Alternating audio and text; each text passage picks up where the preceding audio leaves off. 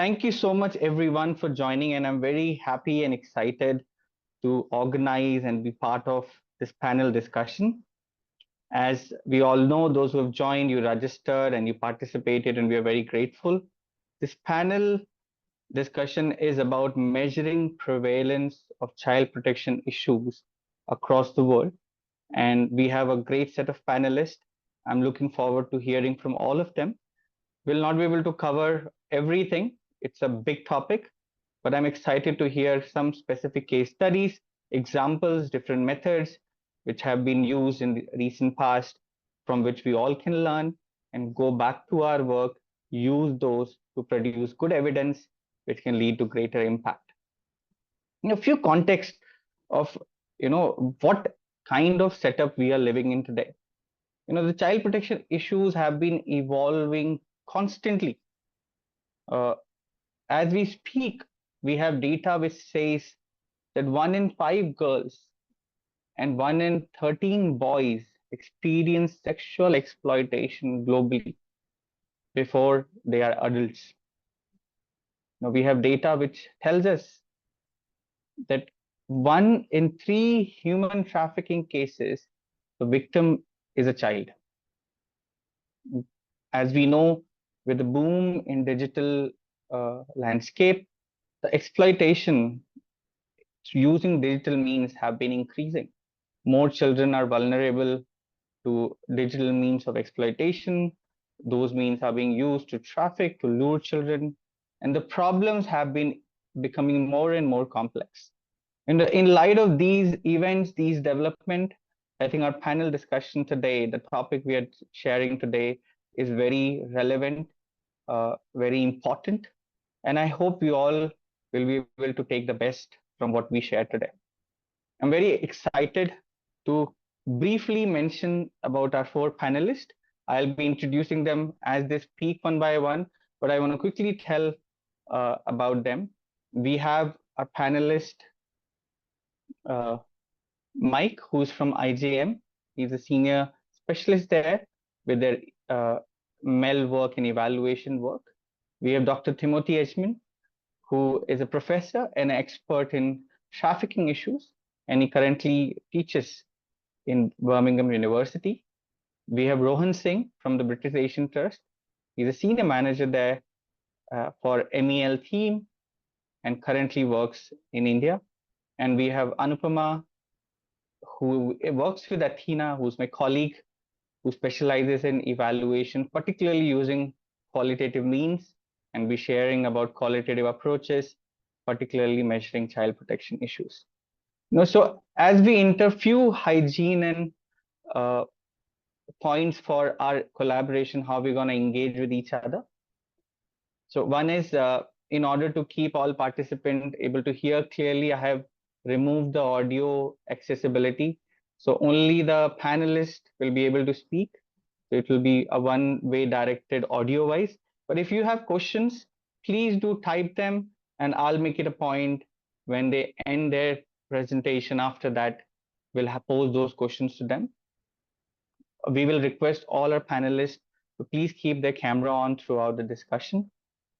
And we have the chat feature ongoing, so please ask your questions. In case, I hope that happens, that in case we have too many questions, I may not be able to answer everything or ask panelists to answer all of them right away. But we'll make it a point that we answer them and we put it later on at the gLOCAL event where you all registered, so that you can access those answers later on. So thank you so much. With this, I want to invite our first panelist. So first is Rohan. So Rohan, as I said, works as a senior manager with MEL team, British Asian Trust.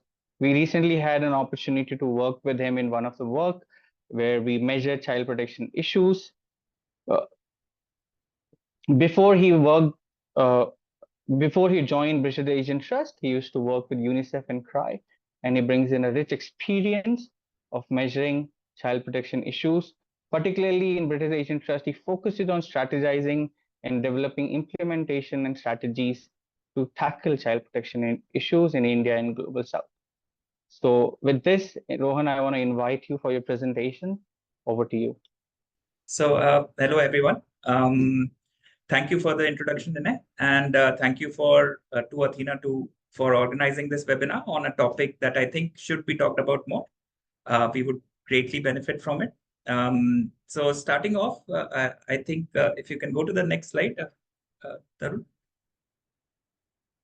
So at BAT, we have come to this realization, as many in the field who have worked in this on child protection have, is that the closer you are to the child protection issue, the harder it is for the child to have a good outcome, a beneficial outcome. Just for example, saving a girl child from the mandap on the date of the marriage is, of course, it becomes a necessity.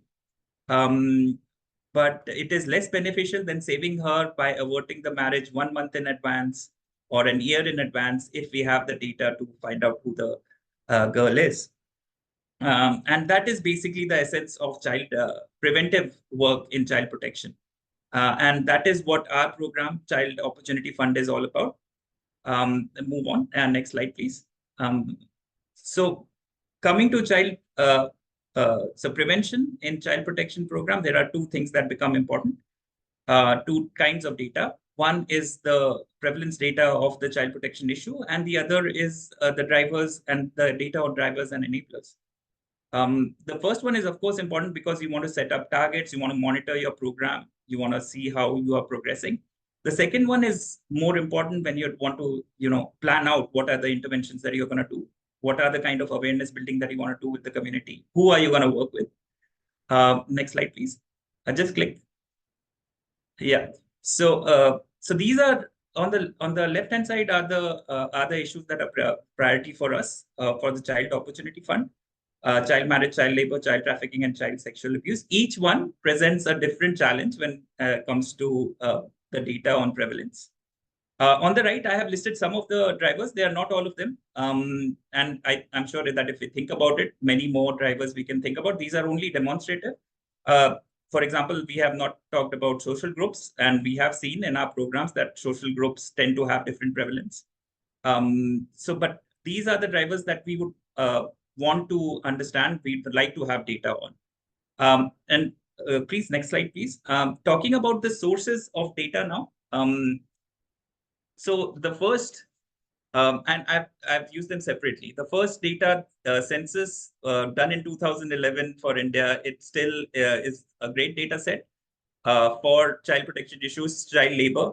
It's still used by some agencies for planning out. Its data on child labor is quite comprehensive. Census also provides data on some drivers. It's the only data set that we can get on migration, one of the only ones, at least the only one that I know of. And migration is an important driver to understand. After that, there is NFHS used again, both for many people would be using NFHS data for child marriage, for child sexual abuse. The point I'd like to make here is that the fact sheet and the report that NFHS comes out with, National Family Health Survey, they quote an indicator called which is percentage of women aged 20 to 24 who are married below the age of 18. And that is a contentious indicator. I think the Ministry of Women and Child does not like that indicator that much. Rightly so, because if you think about it, that indicator is talking about marriages that happened from 2 to 7 years ago. But that indicator is a robust indicator and it is used worldwide. So it's very useful in comparing states, comparing territories, finding out for districts what the prevalence is. We can also find data on, as I said, on child sexual abuse. If you are willing to look at the proxy and look at the report more carefully, you can find that data. I think we can do a lot more in analyzing the DHS data sets, which are available online. I don't think we do enough of it. These are, on the DHS website, I think you get data which is de-identified, codified, basically raw data that you can take a look at and you can draw various conclusions. I'll get to some of them later. NCRB, the only data source for child trafficking, and you can also get some good data points from the POCSO cases. POCSO is the Protection of Children from Sexual Offences Act. And but the only caveat here is that reported crime is not the same as actual crime. So if we and generally what we have seen as analyzing it so many years is that urban areas tend to have higher crime that's because of better policing or better rule of law, etc. And so, I mean, if you understand that and you build that into your analysis, then I think because of its wide acceptance within government, within everyone, I think you can make strong evidence cases. Other national surveys, we have used PLFS to estimate child. PLFS is the Periodic Labor Force Survey. We have used that to estimate child labor, although in our view, it is underestimating child labor. It is way lesser than what census did, of course, as PLFS happens every year, so it's much more recent data. There are other surveys as well, socioeconomic surveys. I think a few rounds talk specifically about child labor. Then there is data that we get from government MISs, HMIS. If you're willing to use the proxy of teenage pregnancies for child marriage, which I think in India there's a strong case for using teenage pregnancy as a proxy indicator for child marriage. HMIS is a much more recent data than NFHS is. And yeah, but the caveat here is that government should be a stakeholder and you should be able to get that information in. We use DICE a lot for data on out-of-school children or anything related to current education practices. So DICE is a great data for us to understand some of the drivers. Then we use baseline studies, as Vinay pointed out, Athena did ours. We also use a thing called vulnerability mapping, which is a programmatic activity to bridge the gap to find some data points. Next slide, please. So within all this, what are the data gaps? The data gaps, of course, since I talked about census 2011, you'd agree that it has happened in 2011. I don't think anybody of us would say that it is representative of the population as it currently stands. NFHS, the last two rounds at least, happens very frequently. The problem, though, with NFHS is that the granularity is missing. We are not able to find age-wise, sometimes distribution, sometimes for some, like I talked about child sexual abuse, it's generally done in the questionnaire on women empowerment, which is applied to only a smaller sample of the total NFHS sample. So I think 10%. So we are not even able to find out at a district level what the prevalence is. Similarly, I mean, definitely we can't find it for our villages. At Child Opportunity Fund, we are working with 371 villages. We definitely can't use NFHS to find the prevalence in our villages. Then certain surveys, like, for example, a periodic labor force survey, I don't think they're intended to find child labor. So hence, they might be underestimating. That's what I think, at least. Then we might not have access to some of the government data sources. For example, DICE used to present out-of-school children data. Now they don't anymore. So we might just not have the access. Lastly, but I think the most important reason is within child protection, self-reporting is not a great mechanism. So in a survey, you basically go to a respondent, you ask them to a household, maybe that how many children are in child labor there. You're not likely that you'll get an accurate response. Most surveys rely on going to the respondent to ask that. And that is basically why they might be underreporting. Please, next slide. So there are, of course, I mean, of course, there's a full panel to talk about it, how we are overcoming the gap. But these are some things that we do at our level at BAT. So we do a thorough secondary analysis of the NFHS data set. If you can click again, yeah. Just to show you, this is a very smart analysis that was done by UNESCAP. They used a machine learning algorithm called CART, classification and regression trees, or sometimes just referred to as tree analysis. And they just used it on DHS. The analysis is basically, it creates splits in your population based on a pattern. And the pattern here is sexual violence against women. So if you see at the bottom, the age group of 25 to 34 women in the bottom, in the poorer and poorest households have the highest prevalence at 8%. And women who have had higher education and belong to average or higher wealth quintile, they have the least at 2%. There is a lot of information that you can take just from one algorithm. I'm just talking about two things here. But I mean, this is just an example. And if you want to, I mean, UNESCAP website has a ton of these data insights. You can take a look. Another one, I think child marriage, there is a very good sort of visualization done by UNICEF. That is also something that can be taken a look at. Sadly, child trafficking does not have such data points. Anyway, baseline surveys. I think we can be a little more innovative in baseline surveys, and we have been. Athena helped us to do the baseline survey, and they used a different approach. They used, instead of going to respondents asking about their children in their households, they asked about the network of people. So it was a network scale-up approach. So they asked them not about their own children, but the children that they know of in their network. So that was a very interesting way of arriving at that. Lastly, the vulnerability mapping. Vulnerability mapping is, as I said, it's a programmatic exercise that we do.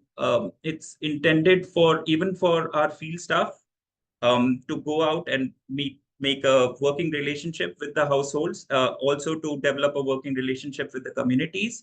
What we have done with vulnerability mapping is we have done qualitative exercises to understand which are the vulnerable households in the villages that we work. And then we have taken data directly from the vulnerable households, some 50,000 plus households we have taken. So about 50% of the households we have been able to cover with the thing. And we have been able to identify, at least answer some of the gaps that we had in our data. The only drawback here is because it's a programmatic exercise, not a research exercise. So we really can't share that data. We can't publish it. We can use it in our programs. And so I'd love to share that data, but of course I can. But these are our measures that we take. I think, yeah, this is the last slide. Have I kept to the time, Vinay? Or? Yes, you have, Rohan. Thank you so much. And this is very interesting, and I have written down a few questions. I am hopeful that other panelists have any questions. Just for the audience, we have structured this in phases so that we asked Rohan purposely to come about and talk from a program point of view, what they currently use and what are the gaps they see. Rohan shared about, particularly in the context of India, but our discussion is going to be across geographies. And so, few questions, Rohan. Someone asked in the group that have you tried eMIS, which is the education MIS data to measure, and what were your learning? How was it any way different or better? Yeah, any thoughts on that? If you have not tried that, then I understand, but I should ask. So I've not heard about the eMIS, but we do use the DICE data a lot, which is the District Information System on Education.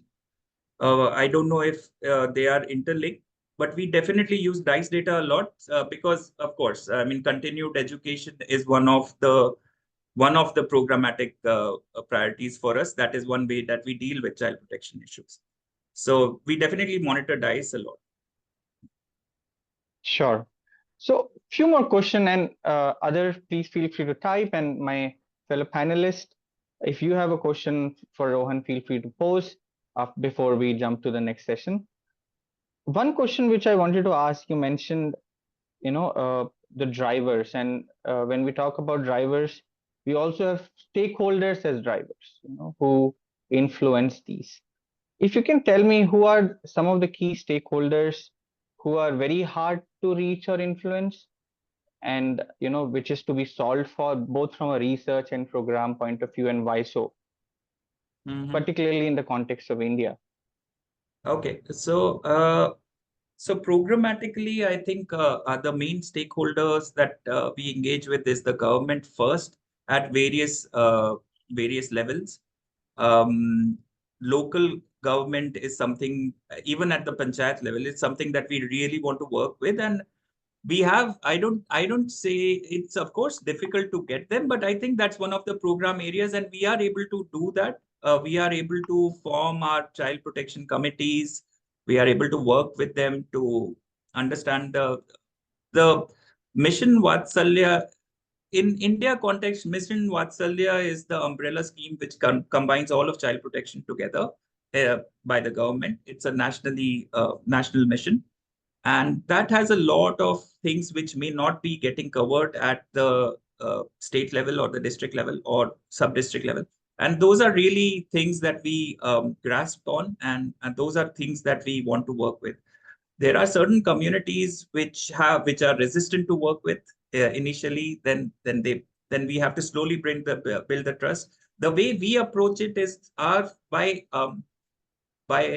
recruiting, by asking to like building community linkages through either community vigilance committees or making impromptu children group, parent groups, etc.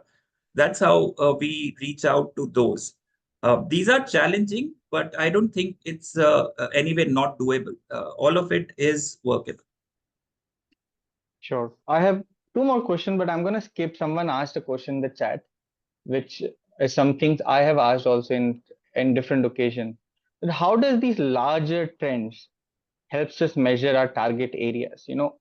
Because there could be a reality of India that X percentage of children are struggling, but I am working in one state. And Mm-hmm. how do I use that? How do I extrapolate or interpolate those numbers? Uh, or what is the way to work with those? Sure. I think that at the state level, most of the national surveys, you would be able to get that data. The problem arises when you want to go to a sub-district level. Maybe even if you decide to go to work with certain blocks within district, it's just not, you can't get data. Census, you were able to get to the block level, even lesser if you wanted, because census is counting everyone. So you are able to get data at a very granular level, but most of the other surveys you can't. And for that, I think running your own baseline surveys is the way to go about it. The more thoughtful you are, like how Athena was with measuring these prevalences for us, the better it is. As I pointed out, the gap is that your self-reporting does not work for child protection. So you have to sort of figure out how do you want to go around that and get the data in. And so baseline surveys still remain the go-to when you're talking about your target geographies. Great. Thank you, Rohan. Thank you for your presentation and answering our questions. Everyone, we still have last 15 minutes. It will be open and we can ask any question related to child protection measurement from a panelist. We'll jump to our next panelist. Our next panelist is Dr. Timothy. He's an assistant professor. He was an assistant professor of sociology and criminology in Auburn University. I know he recently joined Birmingham University. He examines macro level structures, impact on health, human trafficking related violence, on survivor health, victimization and labor exploitation in sub-Saharan Africa, and prison level structures influence on incarcerated women's mental health. He's one of our experts who supports Athena in some of our studies, and he'll be sharing a case study of using measurement technique, particularly a quantitative one, when we're trying to measure child protection issues. So over to Dr. Timothy. Yeah, thanks so much. Thanks for having me as well. And so, as Vinay said, I'm an assistant professor of sociology and criminology at the University of Birmingham in the UK. I also have co-affiliation still with Auburn University in the US. So generally teach at both places. But yeah, so my background is really in using quantitative methods to measure things like prevalence of human trafficking, child exploitation, sort of under the umbrella of this like kind of modern slavery idea. And I'm particularly interested in how all of these things impact the health of people and macro level health as well, and the health of communities. But I won't be talking about any of that today. Instead, I'll be delivering a more methods presentation, sort of detailing one particular method that has been used to measure sort of the prevalence of human trafficking, of child trafficking. I'll talk about the logic behind the network skeleton method and how it's been implemented in my own work. Again, just to give you a basic idea of this prevalence method and how it differs from some qualitative approaches and other quantitative approaches. So, just very briefly, the network skeleton method, or INSUM, which is what I'll be referring to it as now, because network skeleton method is just a lot to say all at once. So the INSUM technique is a prevalence estimation technique. And essentially what that means is that it's a technique to measure what we call hidden or hard to reach populations within a broader population. So there are certain subgroups in any population that are hidden. And what that means is that it's very difficult to detect this subpopulation with traditional methodological means. So you think like doing a survey, right? If you want to do a survey and you want to see, oh, how many college students or how many university students are in this particular area, that's rather easy to do because we know where university students tend to congregate. They're at universities. And so we can go and we can survey them. But there are particular subpopulations in any society that are hidden, that you can't really access that easily. Victims of human trafficking and people who victims of child trafficking are an example of that. Some other examples are people who use, intravenous drugs, sex workers, right? Victims of particular crimes, victims of domestic violence, right? These can all be very hidden from our traditional methodological view. So in order to figure out how many of those people exist in a society or how many people come into contact with these sorts of activities, we use prevalence estimation techniques, right? INSUM is one way to do that. And the way that INSUM does that is that it tries to determine the proportion of people with this characteristic of interest or this hidden characteristic who all share this characteristic by using the logic of social network analysis. So very briefly, the logic of a social network is that we all of us within our social networks have different people that we know, right? So you may know people who are primary school teachers. You may know people who go to university. You may know people who are named Dave or Frank or what have you, right? But all of us have characteristics and we all know people with characteristics. The logic is that we also know people with those hidden characteristics. So we may know people who are victims of child trafficking, or we may know people who use intravenous drugs, or we may know people who have this particular hidden characteristic that we as researchers are interested in. The logic is that we can engage with people, with respondents, and ask them about their social networks. And in doing that, we can ask them about this hidden characteristic, this thing that we're really interested in, each individual, and then scale that up to create a reliable estimate of how many people in the population share this hidden characteristic, or the proportion of people that share this hidden characteristic. So there are a couple of ways that we go about this and why INSUM differs from other prevalence estimation techniques like capture, recapture, or respondent-driven sampling, or time location sampling. The first thing that INSUM wants to do is it wants to establish an individual respondent's personal network size. So essentially, how many people does the individual know, right? What is their personal network? So you as the individual, how many different kinds of people do you know, and how many characteristics do you know about those people? To do that, we ask respondents in a survey how many people they know with whose characteristics already known in the population. These are what we call populations of known size. So for example, if I want to know how many people that a respondent knows, I may ask them, how many people do you know who are primary school teachers? How many people do you know with the last name Johnson? How many people do you know who attend the university? The point of all of that is that this is information that we may have through census data, right? So a census data may give us information on the number of people in a given area that are primary school teachers, or the number of given people, the number of people in a given area that attend a university, or the number of people in a given area that have the last name Johnson. We already know that information. We as researchers know that, which is why it's called known population information. We ask individuals how many people they know in the population with this particular characteristic. And if they know however many people they know of that subpopulation, we can use it to calculate their known network size. I'll talk a little, I'll give an example on how this is possible in the next slide, but that's kind of the logic behind it. The great thing about InSum is that there's no need to directly access the hidden population. So Rohan talked a little bit about this with this technique, that a lot of these prevalence estimation techniques require that we access the hidden population. So we have to, survey people who are victims of child trafficking, or we have to use time location sampling to try to figure out to connect with the hidden population. This technique, however, relies on people who are in society, who are already in social groups, but you don't necessarily need to even detect people who are victims of child trafficking. You only need to ask people how many people they know that share this hidden characteristic. So that's what makes InSum different than all of these other techniques. It just simply allows us to go around this sort of big problem of having to access the population that we want to know about that might be hidden. Could you go to the next slide, please? So just to give you an illustration of InSum, just a very basic illustration of how InSum can be implemented.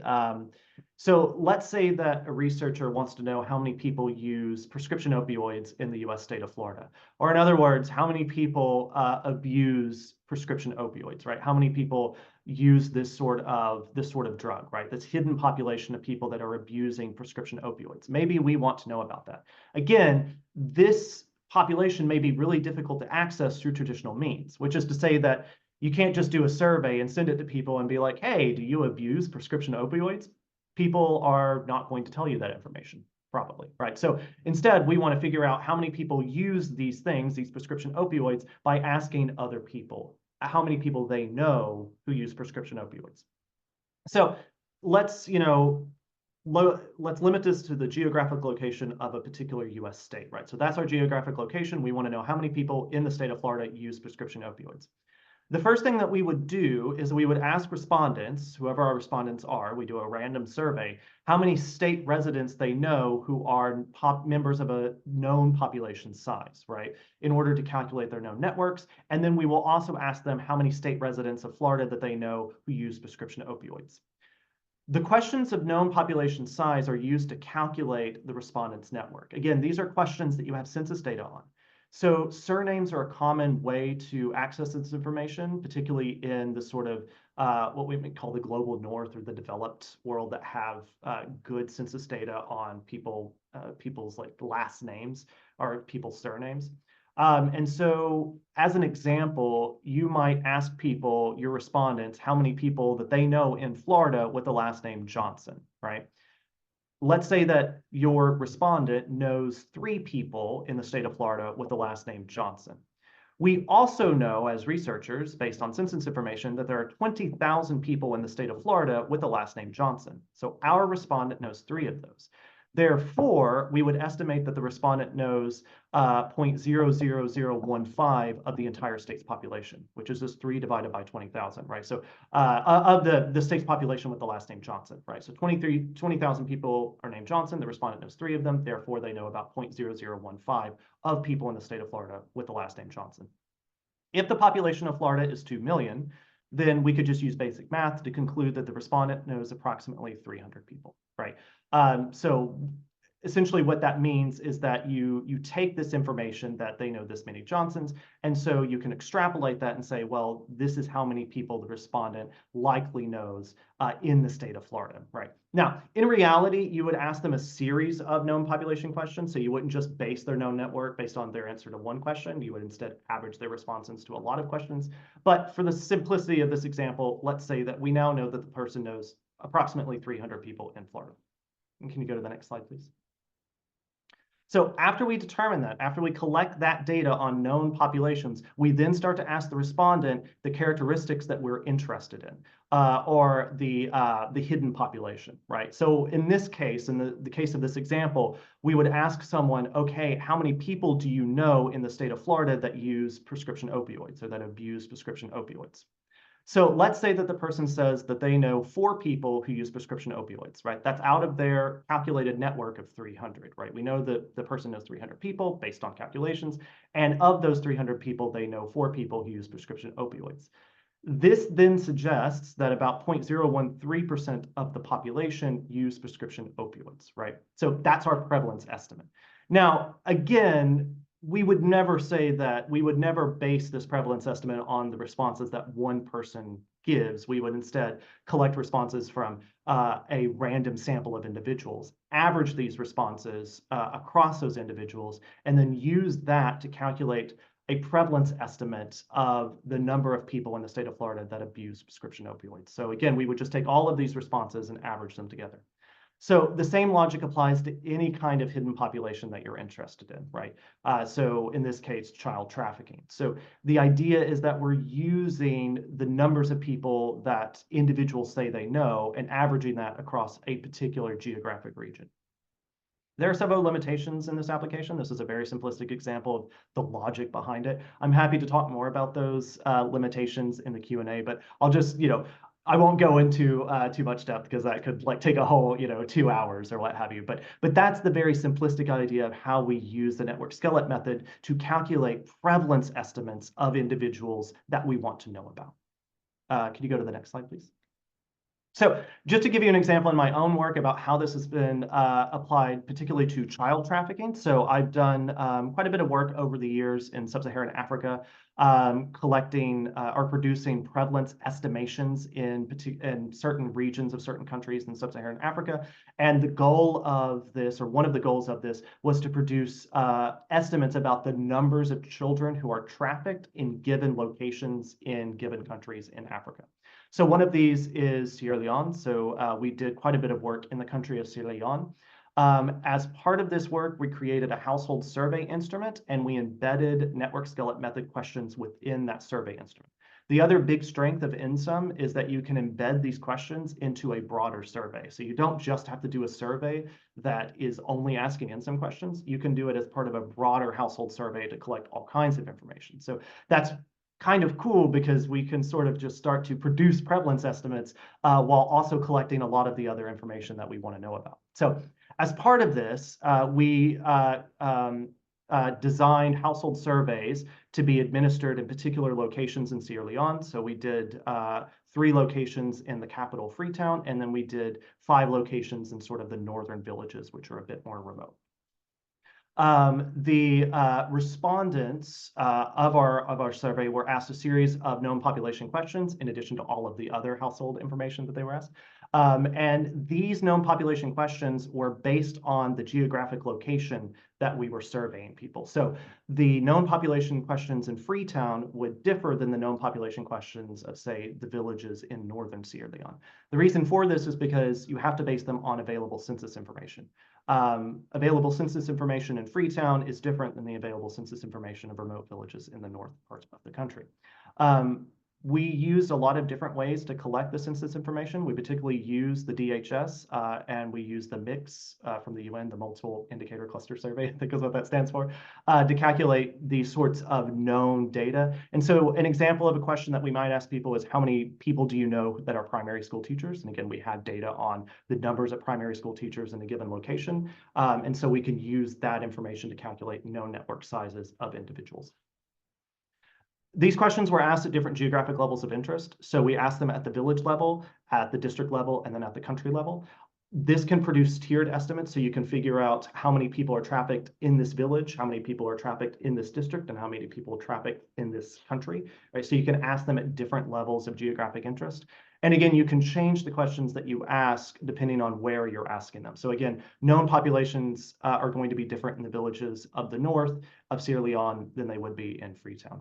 After all of this, we scaled up all of these responses to create prevalence estimates of child trafficking rates in the different geographic areas. So essentially what we then had is that, for these villages, here are the estimates of child trafficking. For Freetown, or these areas around Freetown, here's the estimate of child trafficking. We averaged all of those up to give an estimate of the total amount of child trafficking that happens in Sierra Leone. Yeah, and I think that's it. Thanks so much. And I'm happy to answer any questions that you may have. Thank you so much, Dr. Timothy. And if anyone has any question particularly related to quantitative ways of measuring child protection issues, Dr. Timothy is the go-to person. So feel free to post your questions. And panelists, feel free to jump in if you have any specific questions, Dr. Timothy.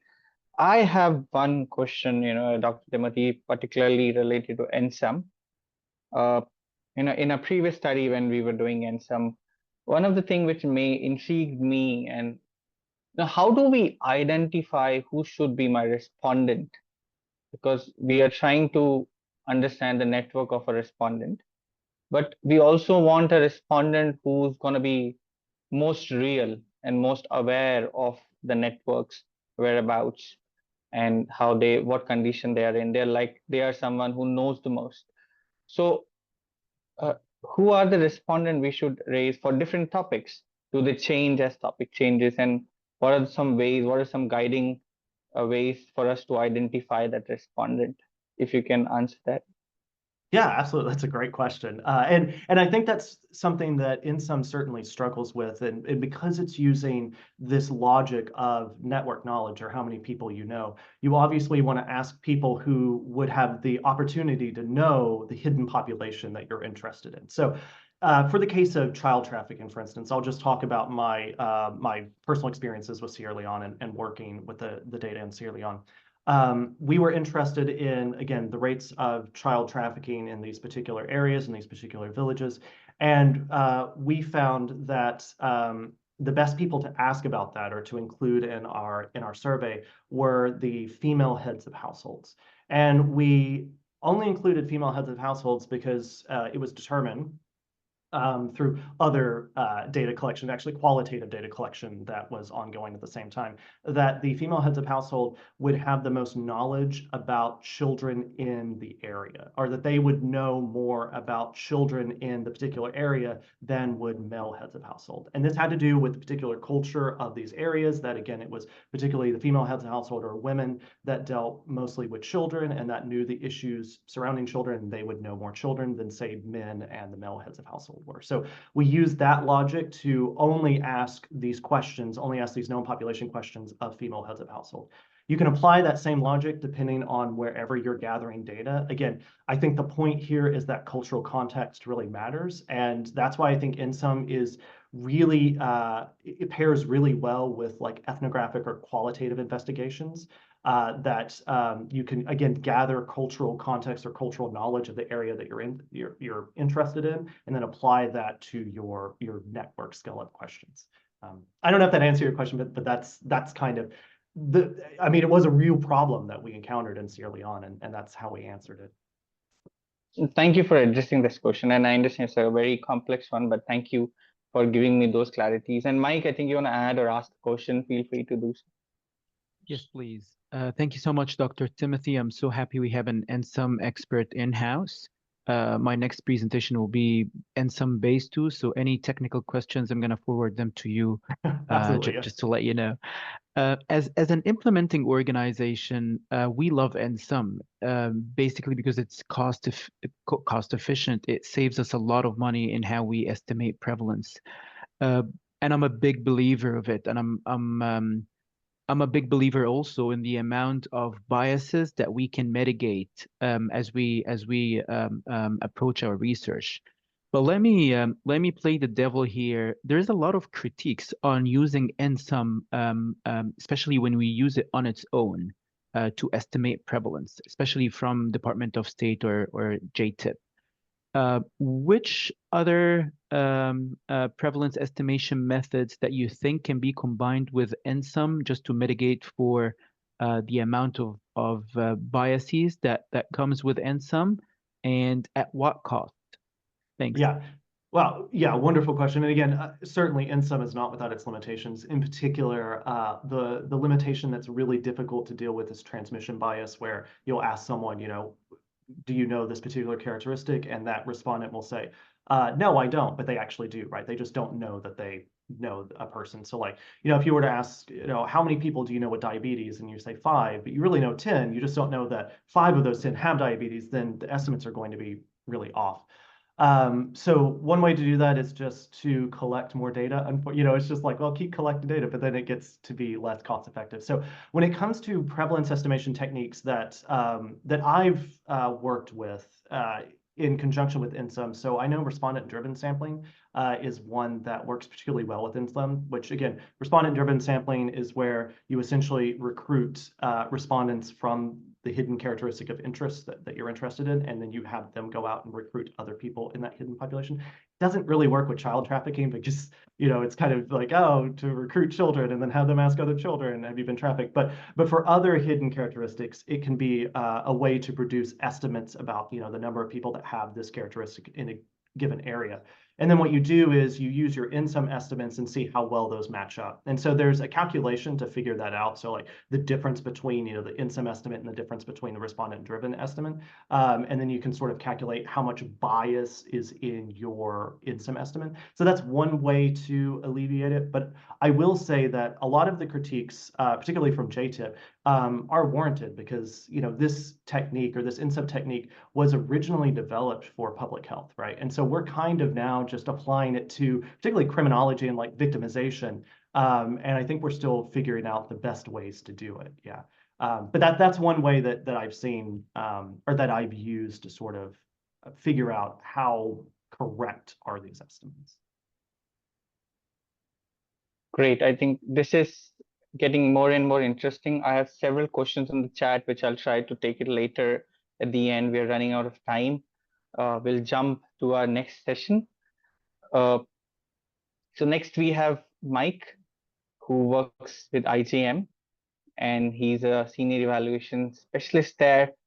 And he'll be talking about approaches to measure prevalence of trafficking, and child sexual exploitation. Also, I believe, Mike, you're going to cover online sexual exploitation, if I'm not wrong.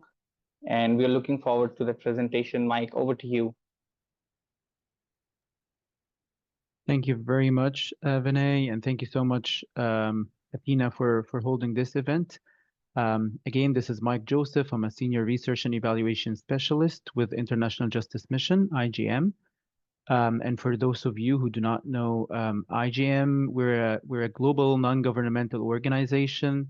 We work to protect people in poverty from violence.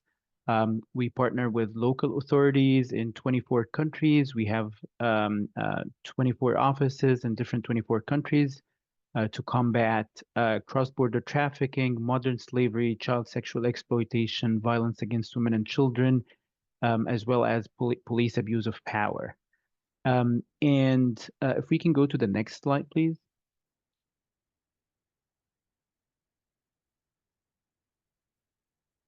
All the way to the end, maybe. Thanks. So very briefly, with IJM, our theory of change is very simple. And it's built around our evidence-based belief that strengthening justice system will enforce the law and will deter criminals and will protect people from violence. Now, what is our scale of harm? So our scale of harm is a project in the Philippines that sought to estimate the national prevalence of specific form of online sexual exploitation, which is the trafficking of children to produce new child sexual exploitation materials in the Philippines. While doing this investment, because this is a huge investment, I'm sure all of you know how much those prevalence studies cost in terms of dollar amount and in terms of time investment. We really believe that having an accurate estimate of this terrible crime is very crucial in designing, implementing, and evaluating our child protection interventions in APAC, Asia Pacific. Scale of Harm project is a result of a 2-year of partnership and collaboration between IJM, local Filipino partners, the Filipino government, as well as the Nottingham Rights Lab University in the UK. For those of you who do not know University of Rights Lab, they are the world's largest group of modern slavery researchers, and they are home to many leading modern slavery experts. Through their 4 research programs, they deliver new and cutting-edge research that provides rigorous data, evidence, and a very great repertoire of research, and they are a big believer of NSUM as well. Next slide, please.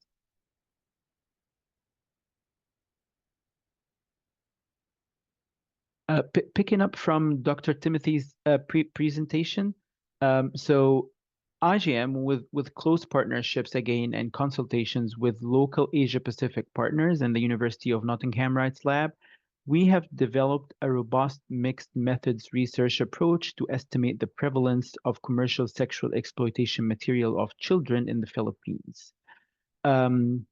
We combined NSUM, National Scale-Up Method, with survivor engagement just to get our hands closer to what we call transmission bias and response bias in NSUM.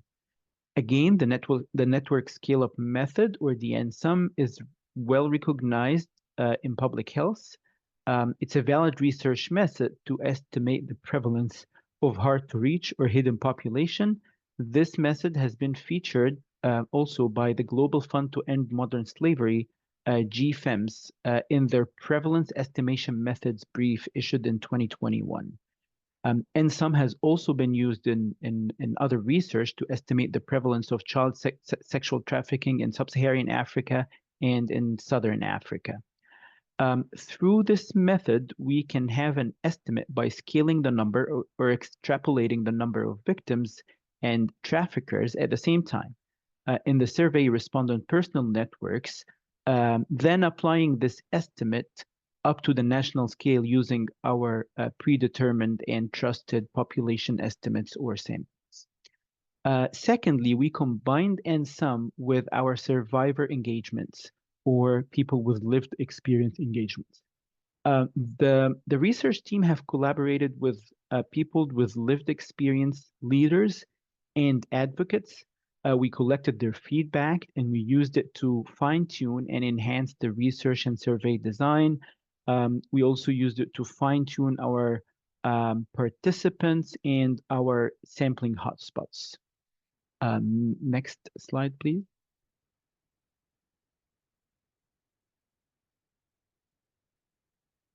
Again, not to repeat Dr. Timothy's presentation and knowledge.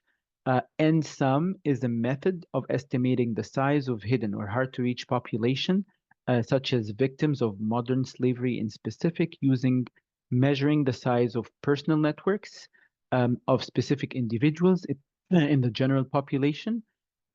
For example, if we are dealing with a trafficker or if we are dealing with a commercial sexual exploitation victim, in a household survey of 100 people, 2 of whom are survivors of human trafficking, it may be assumed that 2% of the total population are survivors of human trafficking, very similar to the last name example that Dr. Timothy went through.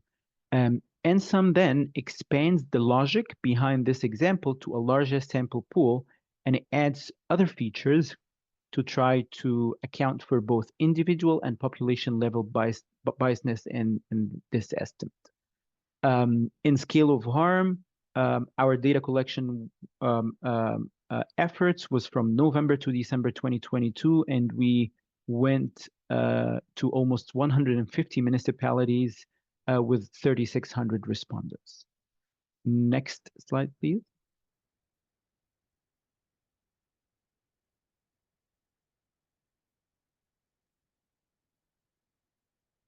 Thanks. And throughout our sampling process and our inception phase, survivors or people with lived experience have been consulted, and they help design the structure, language, and the implementation of the research itself. People with lived experience have actively participated in focus group discussions in order to provide lived experience perspective and to be aware of any cultural sensitivities. Those surveys are well known with the high level of stigma they come with, and we have to have a trauma-informed approach when we ask questions, and all these considerations have been approved through our IRB process, and we followed the no harm for all ethical procedure as we always do. Also, survivors then reviewed and shared contextual insights into the survey results. They also informed the calculation of national prevalence of victims and traffickers through their networks. And finally, people with lived experience have shared recommendations on using the survey findings to bring positive impact upon their communities in the Philippines. Next slide, please. And here are the shocking facts. Scale of harm have found like 500,000 people in the 500,000 children in the Philippines have been trafficked to produce new child sexual exploitation in 2022 with a very conservative estimate. We do believe that the estimate, our estimate is in the very low end of reality. Next slide, please. So in addition to those statistics, our study have found that victims were abused between 2 months to 4 years, with the average duration of abuse being 2 years. In addition, the study have found that the average age of victims was 27 years old, and that is the median age. 65% of victims were female, 97% of them are Filipinos, and in most cases, traffickers are often relatives or people known to other victims. Next slide, please.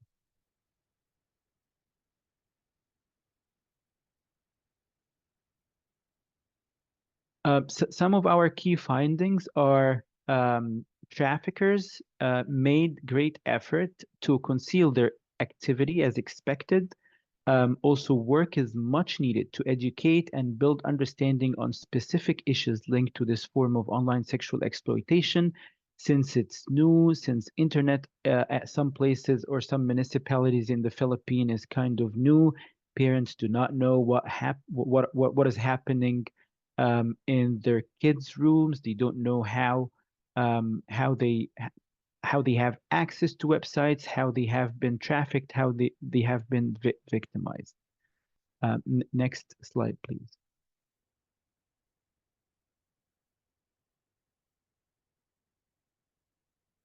Here's our list of recommendations, and I'll put the link of the full report of scale of harm in the chat for you to have a deeper look.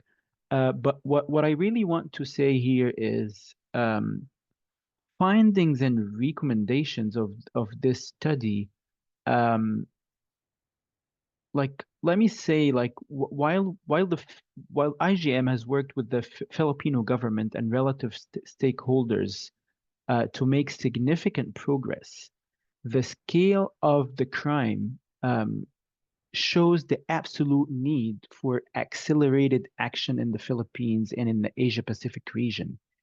And especially what needs a lot of work is the awareness campaigns in the demand side countries like the US, the UK, Australia, Canada, and the European Union. And now I'm putting my implementation hat on. So equipped with the scale of harm prevalence estimates, the Filipino government and all relevant stakeholders can shape future goal setting and enhancing the overall strategy to combat this form of online sexual exploitation of children. The study has only highlighted the urgent need to intensify offenders' deterrence efforts, which is IGM theory of change, around building trust in the justice system and building up the performance of the justice system, incorporate safeguards and prevention technology in all live video chat apps and platforms, enhancing tech sector detection and reporting of first generation or new commercial sexual exploitation of children, and ensure that the financial sector promptly detects, reports, and blocks suspicious transactions. And actually, we had a great MOU with a memorandum of understanding in the Philippines with American Express, Visa, and MasterCard, and we actually used their data to analyze suspicious financial transactions to our surveyed hotspots, and we use those analysis. We use this analysis in our municipality as estimation for scale of harm. I think that's my last slide. Thanks. Thanks, Mike. We have several people, writing and posing questions. Now we have 25 minutes left, and I know one more session to go. So let me take one question, Mike, definitely, for you, and the other one I'll try to take at the end, and which can be open for all of us, all the panelists to answer. The question is, as a grassroots nonprofit working for the child protection of children from indigenous nomadic tribes, the presentations are valuable, but from existing government data to NSUM-based prevalence data, this is widest canvas. How do we measure our efforts to confront and alter some of the drivers, report incidents, and plot that onto this canvas? I believe you read the question as well, Mike, but I'm just reiterating for you. Yeah, over to you. Yeah, that's a great question, and I really believe it's beyond our efforts as researchers. What we do as researchers is we spot the light on the issue. We make sure we have confidence in what we present and what we estimate. And advocacy, government relations are something else. Yes, research informed that, but I think that's a little bit beyond our tied hands as researchers.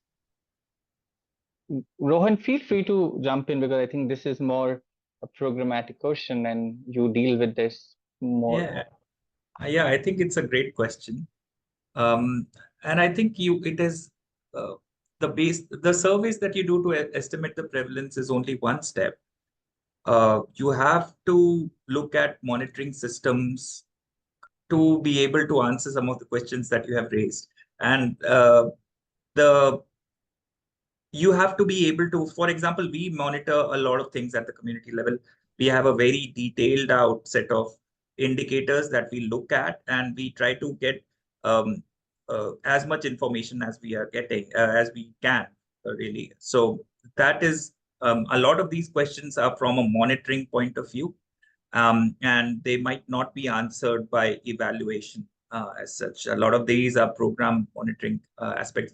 Of course, I can talk on and on about that, but I think that would be digressing from the topic a lot. So it's more about it all has to fit in. I think all of it's challenging to fit all of it in, but I think if you put careful thought on it and a team on it, I think it is possible. It's very, very possible. Thank you, Rohan, and thank you, Mike. So with this, I have noted all the questions so far we have received. If time is left, I will open it up for our panelists to address the remaining question. But with this, we'll come to our last panelist and my colleague Anu. Anu works with Athena, and she is our expert, particularly in theory-based and qualitative research. She brings in a holistic approach to tackle complex challenges, and I'm really excited to hear about her work and her contribution. So Anu, over to you. Thanks, Vinay. It's definitely been a very exciting and interesting panel discussion. And just to bring back on what I will be presenting is to share our experience and learnings, especially using creative participatory approaches where we engage children. And this was part of the same baseline study that Athena worked with British Asia Trust. I'm not going to be talking about the importance of including children. I think that's given. It's important to view children as co-producers in the research, and children are at the heart of the topic that we are discussing. So it's very important to see how to engage them in a safe but also a manner that can add a lot of value to the research and also the programmatic effort as well. So that will be the focus of my presentation. Next slide, Tarun.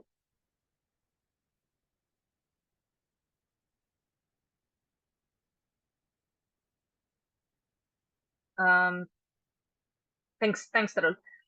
So on this slide, I've sort of outlined what the objective of our research was. And just please keep in mind that this was done in addition to the prevalence study that was conducted quantitatively. So our research, or the qualitative research, wanted to really understand children's perspectives and understanding about child rights violation and their experience. And you can see the four thematic area that we focused on, which is child labor, child trafficking, child marriage, and child sexual abuse. And we were also interested to understand, for example, what their help-seeking behavior is.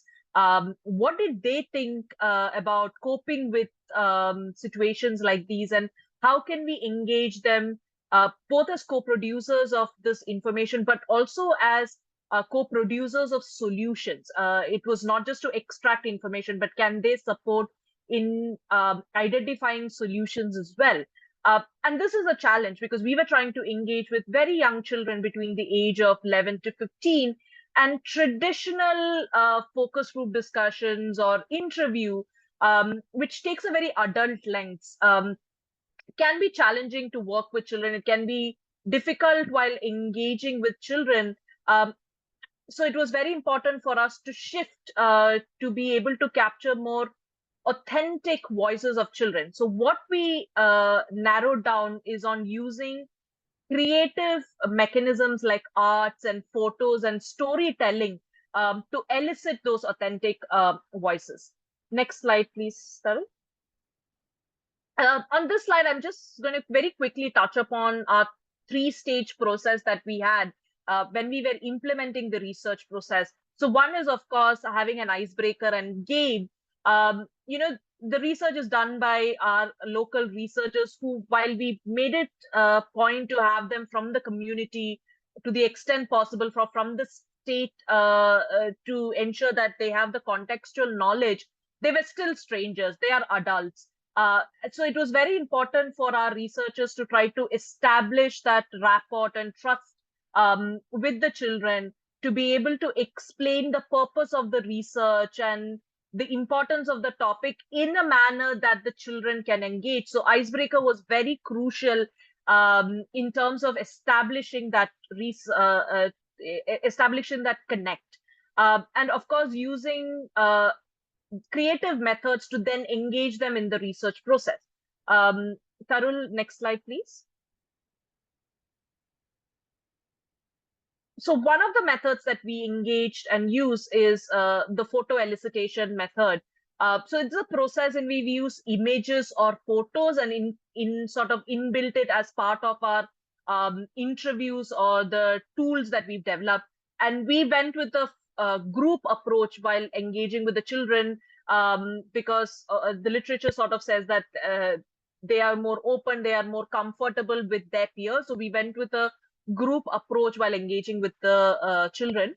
So on the left side of the slide, you can see some of the images that we had selected. And this was included as part of the tool. And we used that images to sort of ask children to reflect or interpret. And this is how we were able to garner their perceptions.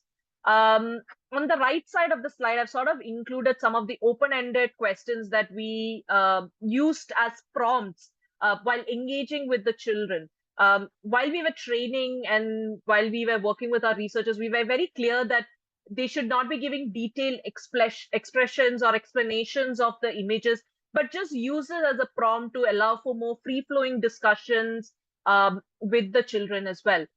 Next slide, Tarun. I know this is a very text-heavy sort of slide, but I'm going to just sort of connect the dots in the two parts of the slides. Our experience was very positive, especially of employing this tool.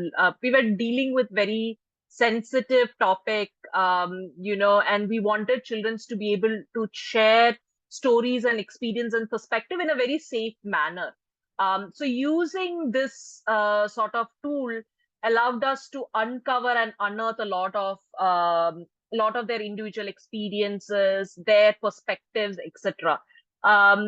So what value did this method bring to our research, especially given that we were doing this in conjunction with large quantitative surveys and other qualitative research method. But we really wanted to reflect on what value did engaging and using this method do for us. One is, of course, the power dynamic. So in a traditional method, especially when you're engaging with children, our cultural norms and our social construct in our country or in any countries is there is a bit of a hierarchy between the adults and the children, and that is always going to prevail in a traditional method. But when we used art and when we used images, that sort of became an activity and allowed the children to sort of co-lead the process. The children were able to sort of articulate their thought better because they were reflecting on an image and really make it easier to co-construct and co-produce the knowledge. One of the other things that we also realized is that in a traditional method, like when you're interviewing a children, and especially at an age like 11 years and 12 years, where they find it challenging to verbalize their emotion or share their experience in a lot of words. You keep prompting. Our researchers would have to ask the same question, phrasing it differently to sort of elicit that opinion. And that process again reinforces the power dynamics because the children can view it as an instruction, and they can feel also helpless because they're not able to articulate their thoughts. So using that creative approach, we were able to also address some of these fatigue concerns and repetition that we might have to have. Rohan talked about the importance of having data on drivers. And one of the drivers that he had on his slide was awareness. He also flagged concerns about, self-reported data. This is a hidden topic. It's underreported. But what we realized is that the children's perspective, in some instances, were different from the adults that we were interviewing. The top part on the right side of our slide is a quote from one of our field researchers. We did have daily debrief section, and we wanted them to reflect on their learnings from their experience. And they were talking about how the adults had a lot of hesitation to talk about this issue. They were either not willing to discuss it, or they were very guarded in terms of sharing their opinion, or they just refused to accept that this happens in their community. But the children were very vocal. By taking this approach where they had an image, they were able to really reflect on that image in a depersonalized manner. It was not a direct approach where we were asking the children, have you experienced it? But instead, we were asking them, what did they think about that picture? What do they feel about it? And then using that to engage with the children. And we really got a lot of wealth of information. Like you can see on the sort of right side of the slides where they talked about trust issue. They talked about how if they talk to their parents about one of those issues, the parents might not take them seriously, or they might react badly. They were able to reflect on what children's perceived as negative consequences for some of these child right violation, really unearth a lot of these nuanced information that added strength to our quantitative findings. So this was just a reflection on how this process of engaging with children, especially using art, sort of amplified our data and our findings. Next slide. So for the method itself, we had actually used a combinations. While we used images for child labor, child trafficking, and child marriage, when it came to child sexual abuse, we actually shifted and used storytelling approach. So it's a method that allows children again to engage with us through a story. And on the right side of the slide, you can see the story that was included as part of the research tool. You'll notice that we've left a lot of the questions open-ended. And our experience has been that the children were able to present their views by empathizing with the characters and being able to invest in the journey of that character, and be able to draw linkage between the character that we were sort of explaining in the story with certain instances that sort of happened in their community. Next slide, Tarun.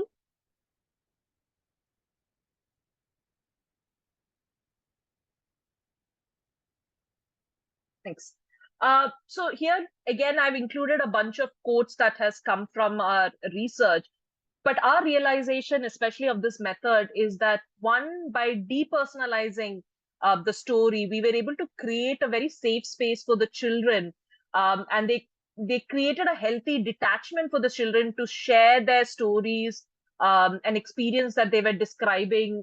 They were able to speak more honestly with us about their thoughts, and really led to more meaningful data.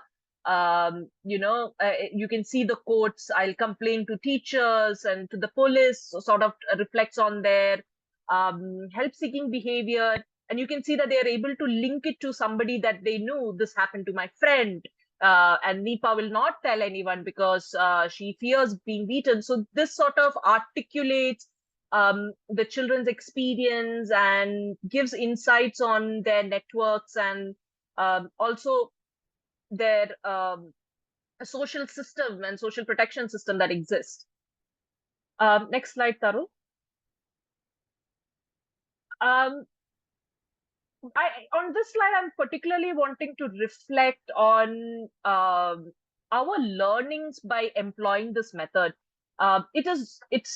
It's a very useful method, but there are certain considerations that needs to be kept in mind while you are employing this method. One is, our realization has been that there is a process of unlearning that as researchers we need to do, and also to letting go. You cannot come with a very predetermined or a rigid approach while engaging with children. You need to be very flexible. So for example, during narrating the story, you might be only reading out the first 2 lines of the story, but a child might say, "I know what is going to happen next," or "This has happened in my community." Now, as a researcher, you cannot say, "Oh, wait, let me finish the story and I'll come to you," because then the child is no longer engaged. So the researcher had to be very flexible, and I also had to unlearn some of the things, which links to the second point about giving too many prompts and trying to have a balance. We wanted children to have a free-flowing discussion. So it was very important that we sort of allowed that to happen, but had prompts included as part of discussions where appropriate and when required. But we also needed to understand, like, for example, body languages. We needed to be able to understand emotions of the children, hesitations, etc. Not make it look very instructional, but to engage with the children in a very safe manner where they are more empowered. So like I said, there was a process of sort of unlearning that we had to do, because our approach is from a very adult lens as researchers as well. The other thing was about using other techniques even during the research to encourage participation, like, for example, drawings, crayons, scrapbooks, and we left it to our researchers to use various techniques based on the age of the children, based on context example. And we've also used this even during our training to engage our researchers so that they are able to come up with new techniques or adapt new activities and contextualize some of the research tools. And another important thing is to ensure that it is very contextual. Right. So our field team was able to facilitate connections with the participant. So we purposefully engaged local researchers to the extent that we could. Our tools could be tweaked in learns with the community, like Nitin could become Komal, or it could become Faiza, depending on which community they were engaging with, etc. So they were using local dialect during research and really contextualizing both the tools and the activities. And this again helped the researchers to build trust and also linkages with the children. On an operational front, one thing we realized that it was very important to have a lot of debriefs with our researchers. And something that we kept discussing was learnings from the children. What did they learn from the children today during their engagement? So it was very useful to have those daily debriefs to understand how the tool is working, what challenges they have, when can they prompt, how much should they prompt. So all of these debriefs helped us to really improve and keep strengthening our sort of research process. We also did try to engage in reflective activities with our researchers themselves. Like I said, there is a process of unlearning that had to go through, but it was also important for the researchers to put themselves in the shoes of the children. So we would often ask them, what did you experience this in your childhood? How would you have reacted? So all of those became part of a reflective exercise that we did as part of the training. Now, the last point is very important, which also goes back to our 3-step process. We talked about the importance of icebreaker. We talked about using creative methods to engage with the children. But we also realized that ending the instrument is as ending the interview in the right way is as important as having a good beginning. Children were talking about very sensitive topics. These are heavy discussion. So we really wanted them to sort of de-stress at the end of the discussions that they were having. So we would ask the children to say, draw an image that made them smile, or they would draw a smiley face, and we said, color them with your favorite color. But we really wanted to give them that opportunity to sort of de-stress before they left. And this was also very important to make sure that they are sort of grounded. So these are some quick sort of learnings that we had in the implementation of this approach. I think this is my last slide. Back to you, Vinay.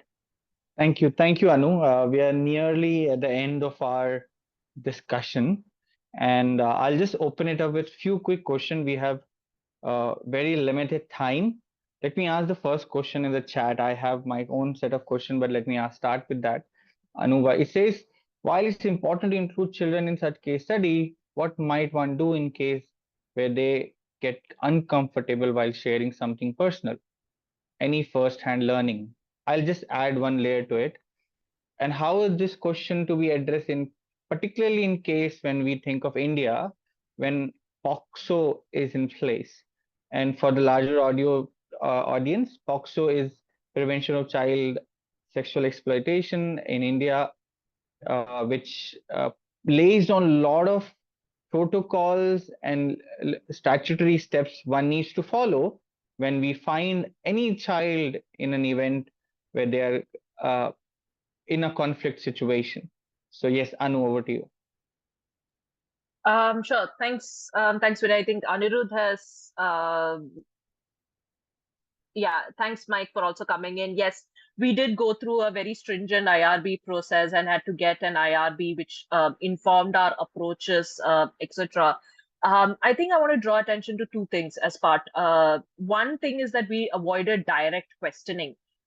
We always linked it back to the story or the images, and used it to make it a third-party issue where children often felt comfortable to respond.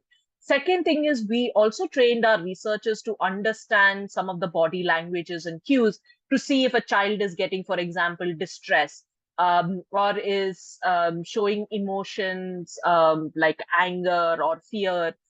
So they're able to provide the kind of necessary support. We also had worked with BAT to ensure that we have enough support from their partner organizations in these states to be ensure that the child is being referred to proper support if required.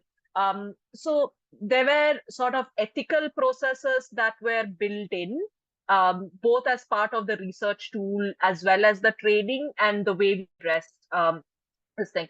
And to respond to your question, Vinay, is that yes, POSCO does pose challenges, especially if a child self-reports that it's a victim of an abuse, then we are required to report this.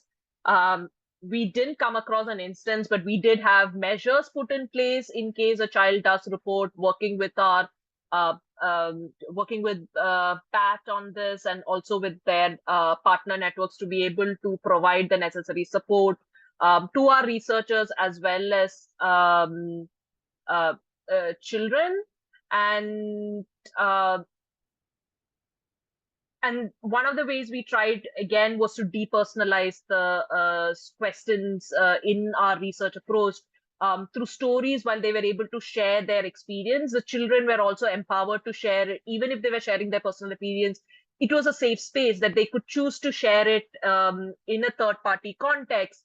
So, they were able to release their emotions without having a fear of repercussions, etc. And we also often, it's very important, we talk about assent and informed consent as part of ethics research, but it is very important as researchers to keep emphasizing, even with the children. Children understand confidentiality, and for our researchers to sort of acknowledge that feeling and to reassure confidentiality. Our researchers were trained in terms of understanding boundaries, and if required, to sort of stop the research if the child is getting very traumatized, to sort of terminate the discussion then. So all of those measures were also sort of put in place. Sure. Thank you so much, Anu. And I think we have more questions, but we'll try to answer them offline. We all have to jump. It's already past the time. So I really want to thank all the panelists, Rohan, Mike, Dr. Timothy, and Anu for joining. And thank you all the participants for joining and engaging. I hope it was useful for all of you. And we hope to organize more such events in future. Thank you everyone for joining. Have a great day ahead.